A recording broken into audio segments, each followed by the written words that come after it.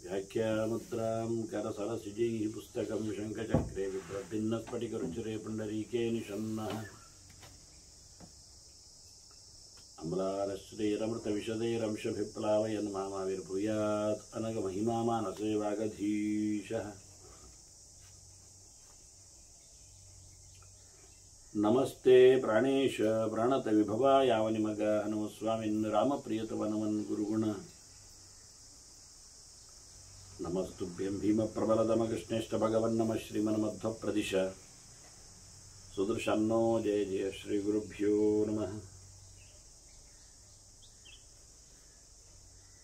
नारायणं सुरगुरुं जगदेकनाथं भक्तप्रियं सकललोकनमस्कृतं च त्रैगुण्यवर्जितमजं विभुमाद्यमीशं वन्दे भवग्रम् अमरासुरसिद्धवन्द्यं नारायणं नमस्कृत्य नरं चैव नरोत्तमं देवीं सरस्वतीं व्यासं ततो जयमुदीरये। ವೇದವ್ಯಾಸುರ ಮಹಾಭಾರತದ ಚಿಂತಕರಿಗೆ ವಂದನೆಗಳು. ಶಾಂತಿ ಪರ್ವದ 284ನೆಯ ಪ್ರವಚನ. ಕೃಷ್ಣನನ್ನು, ಭಗವಂತನನ್ನು, ನಾರಾಯಣನನ್ನು ತಪಸ್ಸಿನ ಬಳಿಕ ಕಂಡುಕೊಂಡ ನಾರದರು ಮೋಕ್ಷಪ್ರದನಾದ ದೇವರೆಡೆಗೆ ತನ್ನನ್ನು ಸಮರ್ಪಿಸಿಕೊಳ್ಳುತ್ತಾ ಅನೇಕ ಬಗೆಯಿಂದ ಭಗವಂತನ ಮಹಿಮೆಯನ್ನು ಚಿಂತನೆ ಮಾಡ್ತಾ ಇದ್ದಾನೆ.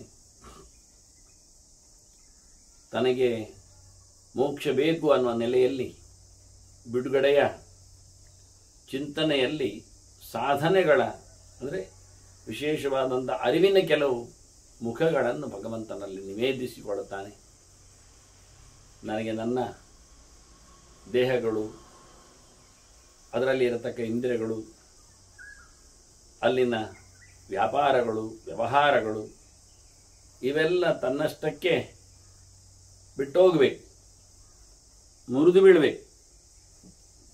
ಅದಕ್ಕೆ ಸರಿಯಾಗಿ ಆಯಾ ತತ್ವಾಭಿಮಾನಿಗಳು ತಮ್ಮ ಕೆಲಸವನ್ನು ನಿಲ್ಲಿಸಿ ನನ್ನನ್ನು ಅಣಿವುಗೊಳಿಸಬೇಕು ಅನ್ನುವ ಒಂದು ವಿಚಾರ. ಅದೊಂದು ಪ್ರಾರ್ಥನೆಯ ರೂಪದಲ್ಲಿ, ಅದೊಂದು ದೃಷ್ಟಿಯಿಂದ ಸೆಲ್ಫ್ ಸಜೆಷನ್ಗಳಿರುವ ಹಾಗೆ ಇವತ್ತಿನ ವೈಜ್ಞಾನಿಕ ಭಾಷೆಯಲ್ಲಿ ಹೇಳಿಕೊಳ್ಳುವುದಾಗಿದ್ದರೆ ಅದನ್ನು ಹೇಳಿಕೊಳ್ತಾನೆ. ಒಂದು ದೃಷ್ಟಿಯಿಂದ ನ್ಯಾಸಗಳು, ಲಯಗಳು, ಚಿಂತನೆಗಳು ಇವೆಲ್ಲ ಹೀಗೆ. ಹಾಗಾಗಿ ತನ್ನಲ್ಲಿರತಕ್ಕಂಥ ವಿಷಯ ಇಂದ್ರಿಯರ್ವಾಪಿ ನಮೇ ಭೂಯಃ ಸಮಾಗಮಃ, ದೇವರಲ್ಲಿ ಬೇಡಿಕೆ ಇಡುವ ಹಾಗೆ. ನಾನು ಯಾವುದನ್ನು ಮತ್ತೆ ಕದಿಯುವುದಿಲ್ಲ, ಇದು ಅವನೇ ತನಗೆ ತಾನು ಹೇಳಿಕೊಳ್ಳತಕ್ಕಂತಹ ಸಜೆಷನ್ಸ್ಗಳು. ಹೇಗೆ ಯಂತ್ರಗಳಲ್ಲಿ ಕೆಲವೊಮ್ಮೆ ಅಪ್ಡೇಟ್ಗಳಿಗಾಗಿ ಕೆಲವೊಮ್ಮೆ ದೋಷಗಳಿದ್ರೆ ಅದನ್ನು ದುರಸ್ತಿಗೊಳಿಸುವಲ್ಲಿ ಕೆಲವು ಸೂಚನೆಗಳನ್ನು ಕೊಡುವಂತೆ ಆಟೋ ವರ್ಕ್ ಆಗ್ತದೆ. ಅದರಂತೆ ನಮ್ಮ ದೇಹ ಶಾಸ್ತ್ರಗಳನ್ನು ಅಳವಡಿಸಿಕೊಂಡಿದ್ರೆ, ಕೇಳಿಕೊಂಡಿದ್ರೆ ಅದು ತನ್ನಷ್ಟಕ್ಕೆ ಒಳಗಿಂದ ಆಟೋ ಸಜೆಷನ್ಸ್ಗಳು ಬರಬೇಕು, ಮೂಡಬೇಕು, ಕೊಡಬೇಕು. ಈಗ ಹೇಗೆ ಕೇಳಿದರೆ ಸಹಜವಾಗಿ ಗಮನಿಸಿಕೊಳ್ಳದಿದ್ರು ಪಕ್ಕನೆ ಹಾವು, ಬೆಂಕಿ ಅನ್ನುವಾಗ ಕೈ ಹಿಂದೆ ಬರುವುದು, ಹತ್ತಿರ ಹೋಗಿರ್ತದೆ ಕಾಲು, ಕೂಡಲೇ ಹಿಂದಕ್ಕೆ ಓಡ್ತದೆ. ಇದು 6th ಸೆನ್ಸ್ ಅಂತ ಹೇಳುತ್ತಾರೆ ವಾಸ್ತವವಾಗಿ. ಆದರೆ ಅದು ದೇಹದಲ್ಲಿರತಕ್ಕ ಜೀವನ ಎಚ್ಚರಿಕೆ ನೋಟಿಸ್ಗಳು ಅಧಿಕೃತವಾಗಿ ಅದು ಆಗಿರುವಂಥದ್ದು ಜ್ಞಾನದ ಮೇರೆಗೆ. ಬೆಂಕಿ ಮುಟ್ಟಿದಾಗ, ಹಾವು ತೊಳೆದಾಗ, ಕಚ್ಚಿಸಿಕೊಂಡ ಅಥವಾ ಘಾಸಿಕೊಂಡ ಇತರರ ಅನುಭವಗಳ ಜೊತೆಯಲ್ಲಿ ಈ ಥರ ಅರಿವು ಅದು ಅಲರ್ಟ್ ಆಗಿರ್ತದೆ. ಆದರೂ ಇದನ್ನೆಲ್ಲ ನನಗೆ ಯಾವುದೇ ರೀತಿಯಲ್ಲಿಯೂ ಕೆಟ್ಟ ವಸ್ತುಗಳೆಡೆಗೆ, ಕೆಟ್ಟ ಮಾತುಗಳೆಡೆಗೆ, ಕೆಟ್ಟ ಪ್ರವೃತ್ತಿಯೆಡೆಗೆ ನನ್ನದು ಗಮನ ಆಗಲಿ ಪ್ರವೇಶ ಆಗಲಿ ಇವೆಲ್ಲ ಇರಬಾರ್ದು ಅನ್ನುವುದನ್ನು ನಾವು ಹೇಳಿಕೊಳ್ಳುವುದಕ್ಕಿಂತ ಹೆಚ್ಚು ದೇವರಲ್ಲಿ ಹಾಗೆ ಆಗಲಿ ಅಂತ ಕೇಳಿಕೊಳ್ಳುವುದು ಜಾಸ್ತಿ ಇರ್ತದೆ.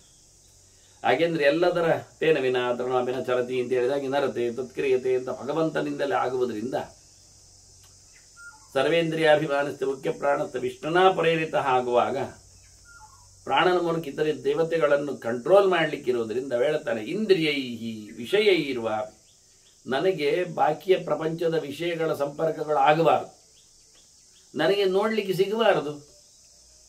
ನೋಡಿದರೆ ಮತ್ತೊಂದು ನೋಡುವ ಅಂತ ಕಾಣ್ತದೆ, ಮತ್ತೊಂದು ನೋಡುವ ಅಂತ ಕಾಣ್ತದೆ, ಮಗದೊಂದು ನೋಡುವ ಅಂತಲೂ ಅನಿಸ್ತದೆ. ಆನಂತರ ನೋಡ್ತಾ ಮುಟ್ಟುವ ಅಂತ ಅನಿಸ್ತದೆ, ಮುಟ್ಟಿದ ನಂತರ ಅದನ್ನು ಆಡಿಸುವ ಅಂತ ಅನಿಸ್ತದೆ, ಅದನ್ನು ಹಿಡಿಯುವ ಅಂತ ಕಾಣುತ್ತೆ, ಹೊತ್ಕೊಂಡು ಹೋಗುವ ಅಂತ ಅನಿಸ್ಬೋದು. ಹೀಗಾಗಿ ಕಾಣದೇ ಇರಲಿಕ್ಕೂ ಒಂದು ಕಾರಣ, ಕಾಣಿಸಿಕೊಳ್ಳದಿರುವುದು ಒಂದು ಕಾರಣ.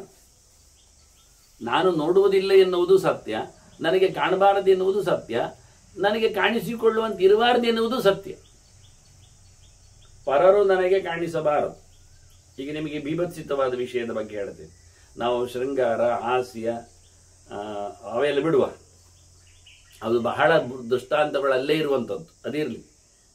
ಹೇಸಿಗೆಯಾದದ್ದು ಒಂದು ದೃಷ್ಟಿಯಿಂದ ಬೆಳಿಗ್ಗೆ ಎದ್ದು ಮಲವನ್ನು ನೋಡಬಾರದು ಅಂತ ಇರ್ತದೆ, ಹೇಸಿಗೆಗಳನ್ನು ಕಾಣಬಾರದು ಅಂತ ಇರ್ತದೆ. ಹಾಗಾಗಿ ಏನು ಮಾಡ್ತೇವೆ ನಾವು ಅಂತಹ ಸಂದರ್ಭಗಳಲ್ಲಿದ್ದರೆ ಅದನ್ನು ಕಾಣದಂತಿರಲಿಕ್ಕೆ ಮುಚ್ಚಿಕೊಂಡಿರ್ತೇವೆ.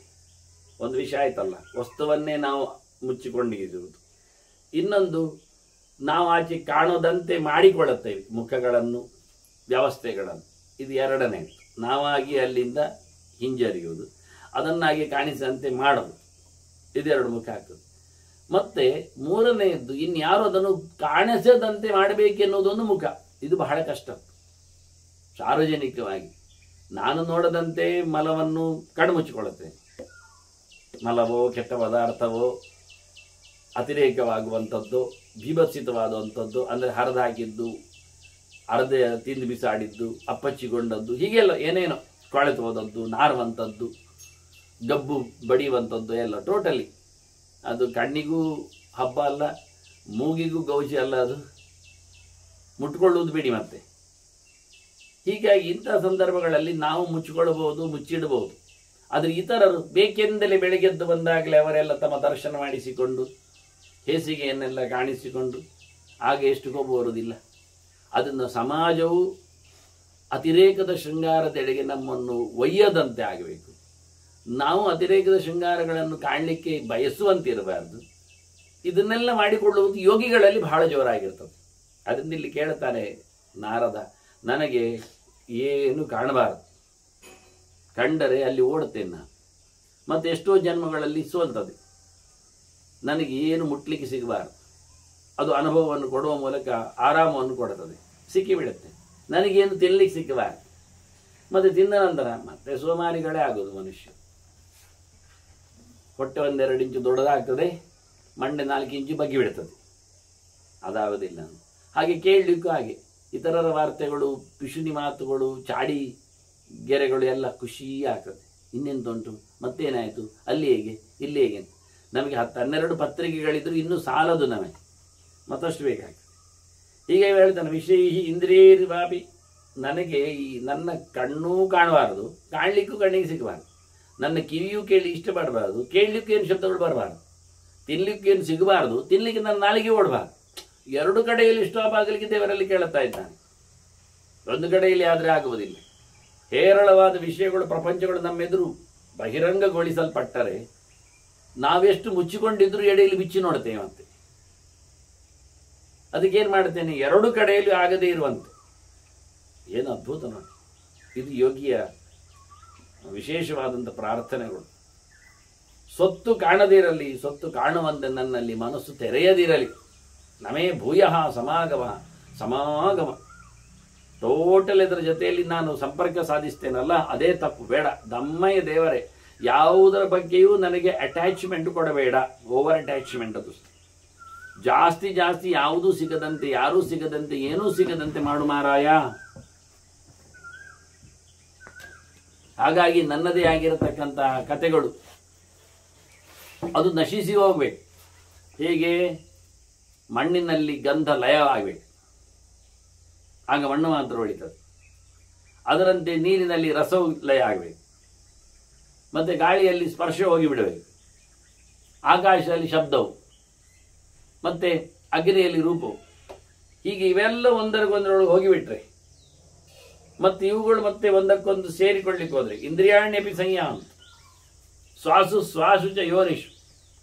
ಇಂದ್ರಿಯಗಳು ಹೋಗ್ಬೇಕು, ಕಣ್ಣು ಕಾಣಬಾರ್ದು, ಕಿವಿ ಕೇಳಬಾರ್ದು, ಮಾತು ಬರಬಾರದು, ಕೈಯು ಅಲ್ಲಾಡಬಾರದು, ಕಾಲು ಕೇಳಬಾರದು. ಹೀಗೆ ಎಲ್ಲ ಇಂದ್ರಿಯಗಳು ಸಹ ತಮ್ಮಷ್ಟಕ್ಕೆ, ಜ್ಞಾನೇಂದ್ರಿಯಗಳು, ಕರ್ಮೇಂದ್ರಿಯಗಳು, ಅವುಗಳು ಸಹ ತಾವು ಹುಟ್ಟಿ ಬಂದಲ್ಲಿಂದ ಒಳಗೆ ಸೇರಿಕೊಳ್ಳಿಕ್ಕೆ ಹೋಗಬೇಕು.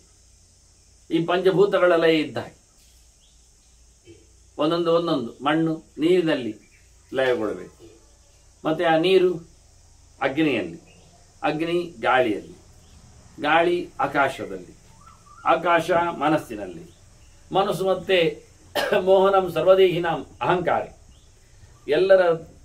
ಎಲ್ಲರ ತಲೆಯನ್ನು ಕೆಡಿಸುವ ಅಹಂಕಾರದಲ್ಲಿ ಅದು ಲಯಗೊಳ್ಳಬೇಕು. ಅಹಂಕಾರ ತತ್ವವು ಬುದ್ಧಿ ತತ್ವದಲ್ಲಿ. ಇಲ್ಲೆಲ್ಲ ದೇವತೆಗಳಿದ್ದಾರೆ ನಮಗೆ ಗೊತ್ತುಂಟು. ಅಲ್ಲಿಂದ ಬುದ್ಧಿ ತತ್ವವು ಬುದ್ಧಿಗೆ ಕಾರಣನಾದಂತಹ ತದರ್ಮುಖನು ಅವ್ಯಕ್ತದಲ್ಲಿ ಮಹಾಲಕ್ಷ್ಮಿಯಲ್ಲಿ. ಹೀಗೆ ಒಂದಕ್ಕೊಂದು ಲಯವನ್ನು ಪಡಿತಾ ಪಡಿತಾ ಪಡಿತಾ ನನ್ನದಲ್ಲಿ ಯಾವುದೇ ಒಂದು ವ್ಯವಹಾರಕ್ಕೆ ಬರುವ ಹಾಗೆ, ವ್ಯಾಪ್ತಿಯನ್ನು ಪಡೆದ ಹಾಗೆ ಯಾವುದು ಇಲ್ಲದಂತೆ ಆಗಲಿಕ್ಕೆ ಬೇಕು ಅಂತ ವಿಡ್ರಾಯಿಂಗ್, ಅಂತರ್ಮುಖನಾಗಿ ಬಹಿರೇಂದ್ರಿಯ ವ್ಯಾಪಾರಗಳನ್ನೆಲ್ಲ ಸ್ಥಗಿತಗೊಳಿಸಿ ನಿಶ್ಚೇಷ್ಟಗೊಳಿಸಿ, ಅದರಲ್ಲಿಯೂ ವಿಶೇಷವಾಗಿ ಒಂದಕ್ಕೊಂದನ್ನು ಸಮಾವೇಶಗೊಳಿಸಿ ಹೊರಗೆ ಸಮಾಗಮಗೊಳ್ಳದೆ ಒಳಗೆ ಅಂತರ್ಪ್ರವೇಶ ಆಗುವಂತೆ ಮಾಡುವ ಮೂಲಕ ವಿಶೇಷವಾಗಿ ಪ್ರಧಾನೆ ಪ್ರಕೃತಿ ಜ್ಞಾತೆ ಗುಣಸಾಮ್ಯೆ ವ್ಯವಸ್ಥಿತೆ. ಪ್ರಕೃತಿ ಒಳಗೆ ಸೇರಿಕೊಂಡಿದೆ, ವ್ಯಾಪ್ತಿ ಇಲ್ಲ, ಒಳಗೆ ಗುಣತ್ರಯಗಳು ಸಾಮ್ಯಾವಸ್ಥೆಗೆ ಬಂದಿವೆ. ಸತ್ವರಜಸ್ಸು ತಮಸ್ಸುಗಳ ಏನೊಂದು ಕಂಪನ ಇದೆ, ವಿಪರೀತದಿದೆ, ವೈಷಮ್ಯ ಇದೆ, ಅದೇ ಸೃಷ್ಟಿಯ ಕತೆ. ಗುಣಗಳು ಸಮಸ್ಥಿತಿಯಲ್ಲಿ ಬರುವುದು, ಒಂದಕ್ಕೊಂದು ಬೇರೆಯಾಗಿರುವುದು, ಅದು ಲಯದ ಕತೆ. ಹಾಗಾಗಿ ತ್ರಿಗುಣಗಳು ಒಳಗಿಂದ ಹೇಳುವುದಾದರೆ ವಾತಪಿತ್ತ ಕಫಗಳು ತ್ರಿದೋಷಗಳು ಸಮ ಆಗಿಬಿಟ್ರೆ ಮನುಷ್ಯ ಸಾಯ್ತಾನೆ. ಅದರಲ್ಲಿ ಯಾವುದೋ ಒಂದು ಏರುಪೇರಲ್ಲಿ ಇರಬೇಕು ಅಷ್ಟೇ. ಒಂದೋ ಪಿತ್ತ, ಒಂದೋ ವಾತ, ಒಂದೋ ಕಫ, ಎಲ್ಲಕ್ಕಿಂತ ಹೆಚ್ಚಿಗೆ ಅದರದ್ದು ಆಕ್ಷನ್ ಕಾಣುವಂತೆ, ಪ್ರಭಾವ ಗುರುತಿಸುವಂತೆ ಇದ್ರೆ ಸಹಜವಾಗಿ ಬದುಕ್ತಾನೆ ಅಂತ ಅರ್ಥ. ದೋಷ ಸಮಸ್ಥಿತಿಗೆ ಬಂದರೆ ಮನುಷ್ಯ ಇಲ್ಲ ಅಂತ. ಹೀಗೆ ಬಹಳ ಚಂದವಾಗಿ ಎಲ್ಲ ಲಯಗೊಂಡಾಗ ವಿಯೋಗ ಸರ್ವಕರಣೈ ಗುಣೈ ಭೂತೈಶ್ಚ, ಎಲ್ಲ ಕರಣಗಳು ಉಪಕರಣಗಳು ಇಂದ್ರಿಯಗಳು, ಎಲ್ಲ ಇಂದ್ರಿಯಗಳು ಹೊರಟೋಗಿವೆ, ಕಣ್ಣಿಗೆ ಕಾಣುವುದಿಲ್ಲ, ತೆರೆದಿದ್ರು. ಯಾಕೆಂದರೆ ಮನಸ್ಸು ಅಲ್ಲಿ ಸಂಪರ್ಕವನ್ನು ಸಾಧಿಸ್ತಾ ಇಲ್ಲ. ಸಂಪೂರ್ಣವಾಗಿ ಮನಸ್ಸು ಅಂತರ್ಮುಖವಾಗಿ ಭಗವಂತನ ಧ್ಯಾನದಲ್ಲಿ ಕೂತಿದೆ, ದೇವರನ್ನು ನೋಡ್ತಾ ಉಂಟು ಮನಸ್ಸು. ಆಗ ಕಣ್ಣು ತೆರೆದಿದೆಯೋ ಮುಚ್ಚಿಕೊಂಡಿದೆಯೋ ಎಂಥದೂ ಇಲ್ಲ, ಹೆಣದ ಕಣ್ಣಾಗಿದೆ. ಹಾಗೆ ಕಿವಿಯು ಅದೇ ರೀತಿ, ಕಿವಿಗೆ ಆಗಲಿ ಮುಚ್ಚಳ ಆಗಲಿ ಬಿಚ್ಚುವುದಾದ್ರೆ ಕತೆ ಇಲ್ಲ, ಓಲಿ ಇರ್ತದೆ. ಹಾಗೆ ಅದರಲ್ಲಿ ಏನು ಶಬ್ದಗಳು ಹೋಗುವುದಿಲ್ಲ ಒಳಗೆ, ಗ್ರಹಿಸಲಿಕ್ಕೆ ಮನಸ್ಸು ಬರಲಿಲ್ಲ ಅಲ್ಲಿ, ಹೆಣದ ಹಾಗೆ. ಅದು ಶಿಲ್ಪದ ಹಾಗೆ. ಕೆಲವು ಶಿಲ್ಪಗಳಲ್ಲಿ ಬಹಳ ಚಂದವಾಗಿ ಕಿವಿ ಮಾಡ್ತಾರೆ, ಅದಕ್ಕೆ ಕಡ್ಡಿ ಹಾಕಬಹುದು, ಈಚಿಂದ ತೆಗಿಬಹುದು ಕಡ್ಡಿ. ಅಷ್ಟು ಚೆನ್ನಾಗಿ ಶಿಲ್ಪಕಾರ ಕಿವಿಯನ್ನು ನ್ಯಾಷನಲ್ ಹೈವೇ ತರ ಮಾಡಿರ್ತಾನೆ. ಮೂಗನ್ನು ಮಾಡಿರ್ತಾನೆ ಶಿಲ್ಪದಲ್ಲಿ, ಬಹಳ ಚೆನ್ನಾಗಿರ್ತದೆ. ಅದು ಹಾಗೆ ಎಷ್ಟು ಒಳಗೋದ್ರೂ ಹೊರಗೆ ಬರೋದಿಲ್ಲ, ಅಷ್ಟು ಗಮ್ಮತ್ತಲ್ಲಿ. ಕೈ ಚಾಳಕ ಕಂಬದ ಅಡಿಯಲ್ಲಿ ಕಾಗದ ಹಾಕಿ ತೆಗೆಯುವ ಹಾಗೆ ಕಂಬವನ್ನು ನಿಲ್ಲಿಸ್ತಾನೆ ನೆಲಕ್ಕೆ. ಮತ್ತೆ ಕಂಬ ಎಂತದ್ದು ಕೇಳಿದ್ರೆ, ಅದು ಮೇಲಿನ ಅಡ್ಡ ಬೋದಿಗೆಯಲ್ಲಿ ಒಳಗೆ ಕುಟ್ಟಿಯನ್ನು ಕಳುಹಿಸಿ, ಅಂದ್ರೆ ಕಲ್ಲಿನದ್ದೇ ಕುಟ್ಟಿಯನ್ನು ಕಳುಹಿಸಿ, ಲಾಕ್ ಅಂತೇವೆ ನಾವು, ಕೀಲು ಅಂತ ಕಳುಹಿಸಿ ಇಂಟರ್ಲಾಕ್ ಅಂತೇವೆ. ಹಾಗಾಗಿ ಏನಾಗಿದೆ, ಅಡ್ಡದ ಬೋದಿಗೆಯೇ ಆ ಕಂಬವನ್ನು ಜೋತಾಡುವಂತೆ ಹಿಡ್ಕೊಂಡಿದೆ. ಇಡೀ ಬೋದಿಗೆಯ ರಾಶಿ ಗೋಡೆಯ ಮೇಲೆ ನಿಂತಿದೆ ಸುತ್ತಲಿನ. ಹಾಗಾಗಿ ಗೋಡೆಯಿಂದ ಬಂದಿರತಕ್ಕಂಥ ಬೋದಿಗೆಗಳು ಈ ಕಂಬಗಳನ್ನು ಹ್ಯಾಂಗ್ ಮಾಡಿದೆ. ಬರೇ ಸಣ್ಣದಾದ ಪೇಪರ್ ಮಾತ್ರ ಹೋಗುವಷ್ಟೇ ಇರುತ್ತೆ ಬಲಕ್ಕೆ ಸಬೋರ್ಡಿಗೆ. ಆ ಕಂಬದಲ್ಲಿಯೂ ನಡುವೆ ಹೊಟ್ಟೆಯನ್ನದರದ್ದು, ಹೊಟ್ಟೆಯಲ್ಲಿ ಅದ್ಭುತ ಡಿಸೈನ್ ಮಾಡಿರ್ತಾರೆ, ಅದನ್ನು ತಿರುಗಿಸ್ಲಿಕ್ಕೆ ಬರ್ತದೆ. ಖಾಲಿ ತಿರುಗಿಸ್ಲಿಕ್ಕೆ ಮಾಡ್ತಾರೆ, ರಿಮೂವ್ ಮಾಡ್ಲಿಕ್ಕೆ ಆಗುವುದಿಲ್ಲ. ಯಾಕೆ ರಿಮೂವ್ ಮಾಡ್ಲಿಕ್ಕೆ ಆಗುವುದಿಲ್ಲ ಅಂದ್ರೆ ಕಂಬದ ಮಧ್ಯೆಯಲ್ಲಿ ಅವನು ಥ್ರೆಡ್ ಹಾಕಿದ್ದ. ಹಾಗಾಗಿ ಅದು ಮಾಡುವ ಡಿಸೈನ್ ಮಾಡುವಾಗಲೇ ಹಾಗೆ ಮಾಡಿದ್ದಾನೆ, ರೊಟೇಟ್ ಆಗುವ ಹಾಗೆ. ಅದು ತಿರುಗಿಸುವ ಮೂಲಕ ನಯವಾಗಿದೆ. ಹಾಗಾಗಿ ಬೇಗನೆ ತಿರುಗಿಸ್ಲಿಕ್ಕೆ ಬರ್ತದೆ, ಆದರೆ ರಿಮೂವ್ ಆಗುವುದಿಲ್ಲ. ಅದರಿಂದ ಕಂಬಕ್ಕೇನು ಹಾನಿ ಆಗುವುದಿಲ್ಲ. ಒಂದು ಚೂರು ಅದು ತಿರುಗುವ ಕಕ್ಷೆಯಲ್ಲಿ ಆಚೀಚೆ ಹೋಗುವುದಿಲ್ಲ. ಹೀಗೆಲ್ಲ ಮಾಡಿಕೊಡ್ತಾರೆ. ಅಂದ್ರೆ ಏನಾಯ್ತು, ಇದು ಮನಸ್ಸಿಲ್ಲ, ಹೊರಗಿನ ಸಂಪರ್ಕವನ್ನು ಸಾಧಿಸಲಿಕ್ಕೆ ಅವನಿಗೆ ಆಗುವುದಿಲ್ಲ. ನಾವೇನು ಮಾಡುವ, ಏನು ಗೊತ್ತಾಗದು, ಸಂವೇದನೆ ಇಲ್ಲ. ಅವನ ಮುಟ್ಟಿದ್ರು ಗೊತ್ತಿಲ್ಲ, ಅವನಿಗೆ ಬೆಂಕಿ ಕೊಳ್ಳಿ ಹಾಕಿದ್ರು ಗೊತ್ತಿಲ್ಲ. ಅವನಿಗೆ ಸುಖ ಸ್ಪರ್ಶವೇ ಇಲ್ಲ, ದುಃಖ ಸ್ಪರ್ಶವೇ ಇಲ್ಲ. ಅವನಿಗೆ ಬಿಸಿಯೂ ಇಲ್ಲ, ಚಳಿಯೂ ಇಲ್ಲ. ಮಾತ್ರ ಆ ಸ್ಪರ್ಶ ಶೀತೋಷ್ಣ ಸುಖ ದುಃಖದ ಹೇಳಿದಾಗಿ. ಇದು ಯೋಗಿಯ ಲಕ್ಷ್ಯ. ಹೀಗೆ ಸರ್ವಕರಣೈ ವಿಯೋಗ ಗುಣೈ ಭೂತೈಶ್ಚ ಮೇ ಭವೇತ್. ನನ್ನ ಇಂದ್ರಿಯಗಳು ಸಾಯಲಿ, ನನ್ನನ್ನು ಬಿಟ್ಟು ಹೋಗಲಿ, ಕಣ್ಣು ಕಿವಿಯೆಲ್ಲ ನನ್ನ ಕೆಲಸ ಮಾಡದಿರಲಿ, ಇದು ನಾರದು ಕೇಳುದು. ಜೊತೆಯಲ್ಲಿ ನನ್ನ ತ್ರಿಗುಣಗಳು ಸಹ ಕೆಲಸ ಮಾಡದಿರಲಿ, ಪಂಚಭೂತಗಳಿಗೂ ಕೆಲಸ ಇಲ್ಲದಿರಲಿ, ಪಂಚಭೂತಗಳು ಒಣಗಿ ಹೋಗಲಿ, ಶೋಷಣೆ ಕೈಯಲ್ಲಿ ಇಲ್ಲವಾಗಲಿ, ಬಿಟ್ಟು ಬಿಡಲಿ. ಪಂಚಭೂತಗಳು ಮೇಳನಗೊಂಡಾಗಲೇ ದೇಹದ ಒಂದು ಗಟ್ಟಿತನ, ಸ್ಟ್ರಕ್ಚರ್. ವಿಯೋಗ ಕಂಡರೆ ಪಂಚತ್ವವನ್ನು ಹೇಳುವುದಾಗೆ, ಸತ್ತ ಅಂತ ಅರ್ಥ, ಹೋಗ್ತಾನೆ. ಮಣ್ಣಿಗೆ ಮಣ್ಣಾದ, ನೀರಿಗೆ ನೀರಾದ ಅಂತ ಹೋದಾಗ ಇವಾಗ ಕೇಳಿಕೊಳ್ಳುತ್ತಾನೆ. ನಿಷ್ಕೇವಲಂ ಪದಂತಾತ ಕಾಂಕ್ಷೇಹಂ ಪರಮಂತವ. ನಿನ್ನದು ಏನು ಇಲ್ಲದ ಜಾಗ ನನಗೆ ಬೇಕು. ಏನು ಇಲ್ಲದ ಅಂದರೆ ಅಲ್ಲಿ ಭೂತಗಳ ಉಪದ್ರವ ಇಲ್ಲ. ಭೂತಗಳಂದರೆ ಪಂಚಭೂತಗಳದ್ದು, ಮಣ್ಣು ನೀರು ಗಾಳಿ ಆಕಾಶ ಬೆಂಕಿ, ಇವುಗಳು ಕೆಲಸ ಮಾಡುವುದಿಲ್ಲ. ಅಲ್ಲಿ ಗುಣತ್ರಯದ ಸಂಪರ್ಕ ಇಲ್ಲ, ಸತ್ವರಜಸ ತಮಸ್ಸು ಇಲ್ಲ, ರಾಗದ್ವೇಷಗಳು, ಅತಿಯಾದ ಪ್ರೀತಿ ಇಂಥದ್ದು ಮುಂತಾದ ವಿಷಯಗಳಿಗೆ ಅಲ್ಲಿ ಅವಕಾಶ ಇಲ್ಲ. ಹಾಗಾಗಿ ಅಲ್ಲಿ ಕಾಣಲಿಕ್ಕೆ ಕಣ್ಣು ಬೇಡ, ಮುಟ್ಲಿಕ್ಕೆ ಕೈಗಾಳುಗಳು ಬೇಡ, ಹೋಗಲಿಕ್ಕೆ ಕಾಲು ಬೇಕಾಗಿಲ್ಲ. ಸಂಕಲ್ಪ ಮಾತ್ರ ಎಲ್ಲ ಕಾಣುವಂಥದ್ದು, ಅನುಭವಿಸುವಂಥದ್ದು ಅಂತ ಒಂದು ವಿಶಿಷ್ಟವಾಗಿರತಕ್ಕಂತಹ ಒಂದು ಸ್ವರೂಪಭೂತವಾದ ಜೀವನ ಕೆಲಸಗಳನ್ನು ನನಗೆ. ಹಾಗಾಗಿ ಏನು ಇಲ್ಲದ, ಬಾಹ್ಯ ಪ್ರಪಂಚದ ಸಂಪರ್ಕ ಇಲ್ಲದ ಶುದ್ಧಾತ್ಮವಾದ ನನಗೆ ವ್ಯವಸ್ಥೆ ಬೇಕು. ಅದು ನಿನ್ನ ತಾಣ, ಪ್ರಪಂಚಾತೀತವಾದ ನಿನ್ನ ಜಾಗ, ನಿರಂತರ ನಿನ್ನ ದರ್ಶನದ ವಿಶೇಷವಾದ ಸೌಲಭ್ಯ, ಆನಂದ, ಅನುಭವ, ಅದು ಬೇಕು ನನಗೆ. ನಿಷ್ಕೇವಲಂ ಪದಂತಾತ ಕಾಂಕ್ಷೇಹಂ ಪರಮಂ ತವ ಏಕೀಭಾವ ಸ್ವಯಾ ಮೇಸ್ತು ನಮೇ ಜನ್ಮ ಭವೇತ್ ಪುನಃ. ನಾನು ಮತ್ತೆ ಹುಟ್ಟಬಾರದು, ನಾನು ಮತ್ತೆ ಹುಟ್ಟದಂತೆ ನಾನು ನಿನ್ನಲ್ಲಿ ಸೇರಿಬಿಡ್ಬೇಕು. ನೀನಾಗುವುದಲ್ಲ, ನೀನಾಗಲಿಕ್ಕೆ ಆಗುವುದಿಲ್ಲ. ನೀನು ಬೇಕು ಕೇಳ್ತಾ ಇದ್ದೇನೆ, ನಿನ್ನ ಜಾಗ ಅಂತ ಹೇಳ್ತಾ ಇದ್ದೇನಲ್ಲ.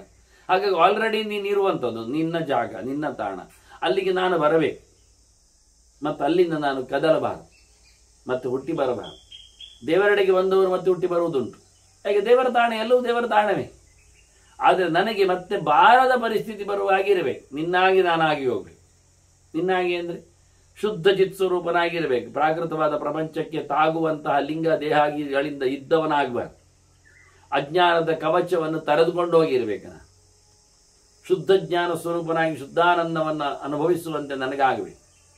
ನಿನ್ನಾಗಿ ನನಗೆ ಏನು ರೂಪಗಳು ಆಗ್ಬೋದು, ಅದಕ್ಕೆ ಸಾರೂಪ್ಯ ಮೋಕ್ಷ ಅಂತಾರೆ. ನಿನ್ನ ಪಕ್ಕದಲ್ಲಿ ಇರುವುದು ಆಗ್ಬೋದು, ಅದಕ್ಕೆ ಸಾಮೀಪ್ಯ ಮೋಕ್ಷ ಅಂತಾರೆ. ನಿನ್ನ ಲೋಕದಲ್ಲಿ ಇರುವುದು ಆದೀತು, ಅದಕ್ಕೆ ಸಾಲೋಕ್ಯ ಅಂತಾರೆ.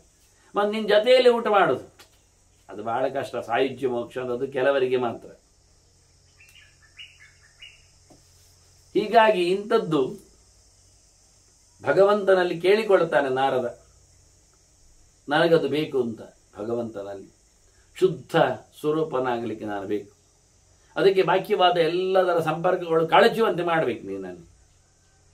ಯಾವಾಗಲೂ ನಿನ್ನದೇ ಯೋಚನೆ ಬರುವಂತೆ ಮಾಡಿ ನನಗೆ ನೋಡುವ. ತ್ವದ್ಬುದ್ಧಿ ತ್ವದ್ಗತ ಪ್ರಾಣ ತ್ವದ್ಭಕ್ತಿ ತ್ವತ್ಪರಾಯಣ ತ್ವಮೇವಾಹಂ ಸ್ಮರಿಷ್ಯಾಮಿ ಮರಣೆ ಪರಿಬಸ್ಥಿತೆ. ಸಾವು ಹತ್ತಿರ ಬರುವಾಗ, ಸಾವು ಹತ್ತಿರ ಬಂದಿರುವಾಗ, ಸಾವು ಸುತ್ತಲೂ ಬಂದು ನೆರೆದಿರುವಾಗ ನಿನ್ನನ್ನೇ ನನಗೆ ನೆನಪಿಸುವಂತೆ ಆಗಬೇಕಲ್ಲ. ನೀನೇ ದೊಡ್ಡವ ಎನ್ನುವ ಎಚ್ಚರ ನನಗಾಗಬೇಕಲ್ಲ. ನಿನ್ನನ್ನು ಅತ್ಯಂತ ಪ್ರೀತಿಸುವ ಹಾಗೆ ತಿಳಿದು ನಿನ್ನನ್ನು ನಾನು ಧ್ಯಾನಿಸುವಂತೆ, ಪ್ರತಿಯೊಂದು ಉಸಿರು ನಿನಗಾಗಿ ಸಮರ್ಪಿಸುವಂತೆ ನಾನಾಗಬೇಕು. ನಾನಾಗಿದ್ದೇನೆ, ನಾನಾಗ್ತೇನೆ. ನಿನ್ನನ್ನೇ ನಾನು ನೆನಪಿಸಿಕೊಳ್ಳುತ್ತೆ, ಮರೆಯದೆ ನಿನ್ನ ಸ್ಮರಣೆ ಮಾಡುತ್ತೆ, ನಿನ್ನ ನಾಮವನ್ನು ಕರೀತೆ. ನನಗೆ ಬರಲಿ, ಪೆಟ್ಟು ಬರಲಿ. ಎಂಥದಕ್ಕ ಅಲ್ಲ, ಪೆಟ್ಟಾಗದಿದ್ರೆ ನನಗೆ ಗಟ್ಟಿಯಾಗಿ ನಿನ್ನನ್ನು ಕರೀಲಿಕ್ಕೆ ಬರುವುದಿಲ್ಲ, ಕಳೆದೋಗುವುದಿಲ್ಲ. ಪೆಟ್ಟಾಗದಿದ್ರೆ ಯಾಕೆ? ಹಿಂದಿನ ದುಳ್ದೋಗ್ತದೆ. ಪೂರ್ವ ದೇಹಕೃತ ಏತು ವ್ಯಾಧಯ ಪ್ರವಿಶಂತು ಮಾಂ. ಹಿಂದೆ ಮಾಡಿದ ತಪ್ಪುಗಳು ನನಗೆ ರೋಗವಾಗಿ ಬರಲಿ ಹೇಳುದು. ರೋಗಗಳು ಮುತ್ತಿಗೆ ಮಾಡಲಿ ನನ್ನನ್ನು, ಹೊತ್ತುಕೊಳ್ಳಲಿ ನನ್ನನ್ನು. ರೋಗಗಳು ನನ್ನೊಳಗೆ ಪ್ರವೇಶ ಮಾಡಿಬಿಡಲಿ. ಸಂಕಟ ಬಹಳ ಆದಾಗ ಕೃಷ್ಣ ಅನ್ನುವ ಗಟ್ಟಿಯಾದ ನಾಮ ಹೊರಗೆ ಬರ್ತದೆ. ಜವಾಬ್ದಾರಿ ಇದ್ದದ್ದರಿಂದಲೇ ತಂದೆ ತಾಯಿಗಳಿಗೆ ದೇವರ ನಾಮಸ್ಮರಣೆಗಳ ಬಗ್ಗೆ ಎಚ್ಚರ ಆದರೂ ಇರ್ತದೆ. ಮಕ್ಕಳಿಗೆ ಜವಾಬ್ದಾರಿ ಇಲ್ಲ, ದಿನ ಹೇಳಬೇಕು ದೇವರೇ ಹೇಳು ಅಂತ. ಅವುಗಳು ಆರಾಮವಾಗಿ ತಮಾಷೆ ಮಾಡಿಕೊಂಡು ಹೇಳುತ್ತವೆ. ಹಾಗೆ ಅವುಗಳು ಯಾವ ರೀತಿಯ ಜವಾಬ್ದಾರಿ ಬರಲಿಲ್ಲ. ಕಾಯಿಲೆ ಬಿದ್ದಾಗಲೂ ತಂದೆ ತಾಯಿಗಳು ಇರ್ತಾರೆ, ಏನು ಬೇಕಾದರೂ ಅವರು ಕೊಡ್ಲಿಕ್ಕೆ ಬರ್ತಾರೆ. ಈಗ ಮಾಡಿಟ್ಟ ಗಂಟು ಮುಂದೆ ಬರಲಿಕ್ಕೆ ಉಂಟು ಹೇಳಿದ್ರೆ ನೆಗಾಡ್ತಾರೆ. ಹಾಗಾಗಿ ಯಾವಾಗ ಮನುಷ್ಯ ಲೋಕದಲ್ಲಿ ಬಹಳ ಚೆನ್ನಾಗಿ ಬಾಗುತ್ತಾನೋ ಆಗ ಅವನಿಗೆ ಅರ್ಥ ಆಗ್ತದೆ ದೇವರ ಮೌಲ್ಯವು. ನಾರದರು ಹೇಳ್ತಾರೆ, ನನಗೆ ಹಿಂದೆ ಮಾಡಿಕೊಂಡಿರತಕ್ಕಂತಹ ತಪ್ಪಿಗೆ ಏನೆಲ್ಲ ಶಿಕ್ಷೆಗಳುಂಟೋ ಅದೆಲ್ಲ ನನ್ನನ್ನು ರೋಗಗಳಾಗಿ ಬಂದು ಮುತ್ತಿಗೆ ಹಾಕಿ. ಹಾಗಾಗಿ ರೋಗ ಬಂದ ತಕ್ಷಣ ಬೊಬ್ಬೆ ಹೊಡಿಲಿಕ್ಕಿಲ್ಲ, ಅದು ಕಳೆದ ವಾರಿದ್ದು ಅಂತ ಅರ್ಥ. ಮತ್ತೆ ಅದೇನಾಗ್ತದೆ? ಅದು ಋಣ ಇದ್ದ ಹಾಗೆ ಹೋಗ್ಲಿ, ಮುಂದೋಗ್ತದೆ. ಹೇಗಾದ್ರೆ ಹೇಳ್ತಾನೆ, ಅವುಗಳು ನನ್ನನ್ನು ಬಂದು ಸೇರಿಕೊಳ್ಳುವುದರಿಂದ ನನ್ನನ್ನು ಅರ್ಧಯಂತುಜ ದುಃಖಾನಿ ಋಣಮೇ ಪ್ರವಿಮುಂಚತ. ನನಗೆ ಋಣ ಬಾಕಿದ್ದದ್ದು ಪ್ರವಿಮುಂಚತ. ನಾನು ಹಿಂದೆ ಮಾಡಿದ್ದರ ಕರ್ಮಗಳು ಋಣಗಳಾಗಿ ಬಾಕಿಗಳಾಗಿ ಬಂದಿವೆ, ಅದೆಲ್ಲ ಖಾಲಿ ಆಗಬೇಕು. ಹೇಗೆ ಖಾಲಿ ಮಾಡೋದು? ತಿಂದೇ ಖಾಲಿ ಮಾಡಬೇಕು. ಅದು ಅರ್ಧಯಂತುಜ ದುಃಖಾನಿ, ನನ್ನನ್ನು ದುಃಖಗಳು ಚೆನ್ನಾಗಿ ಪೀಂಟಿಸಲಿ, ಮರ್ದನ ಮಾಡಲಿ, ತೊಂದರೆಗೊಳಿಸಲಿ. ನಾನು ಗಟ್ಟಿಯಾಗಿ ನಾಮಸ್ಮರಣೆ ಚಿಂತನೆ ಮಾಡುವಂತೆ ಆಗಲಿ ನಿನ್ನನ್ನು.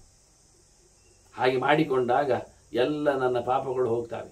ಅನುಧ್ಯಾತೋಸಿ ದೇವೇಶ, ಸರ್ವೋತ್ತಮನಾದ ನೀನೇ ನಾನು ಪ್ರತಿಯೊಂದು ಕ್ಷಣದಲ್ಲಿ, ಪ್ರತಿಯೊಂದು ಕರ್ಮದಲ್ಲಿ, ಪ್ರತಿಯೊಂದು ರೋಗದಲ್ಲಿ, ಪ್ರತಿಯೊಂದು ದಿನದಲ್ಲಿ ನಾನು ನೆನಪಿಸಿಕೊಳ್ಳಿಕ್ಕಾಗ್ತದೆ, ನೆನಪಿಸಿಕೊಳ್ಳುತ್ತೇನೆ. ನಮೇ ಜನ್ಮ ಭವೇತ್ ಪುನಃ, ನನಗೆ ಇನ್ನೂ ಜನ್ಮ ಬರಬಾರ್ದು. ಮತ್ತಲ್ಲಿ ಪುನಃ ನಾನು ಕರ್ಮ ಮಾಡೋದು, ಮತ್ತಲ್ಲಿ ಋಣ ಬಾಕಿ ಆಗೋದು, ಮತ್ತೆ ಇನ್ನೊಮ್ಮೆ ಹುಟ್ಟಿ ಬಂದಲ್ಲಿ ನಾನು ಒಂದಿಷ್ಟು ರೋಗವನ್ನು ಹೊತ್ತುಕೊಳ್ಳೋದು, ಅದನ್ನು ಅನುಭವಿಸಿಕೊಂಡು ಸಾಯುವುದು ಕೊನೆಗೆ ಬೇಡ. ಮುಗಿದೋಗಲಿ ಒಮ್ಮೆ ಜನ್ಮ ಪರಂಪರೆ ಅಂತ. ತಸ್ಮಾ ಬ್ರವೀಮಿ ಕರ್ಮಾಣಿ ಋಣಮೇನ ಭವೇದಿತಿ.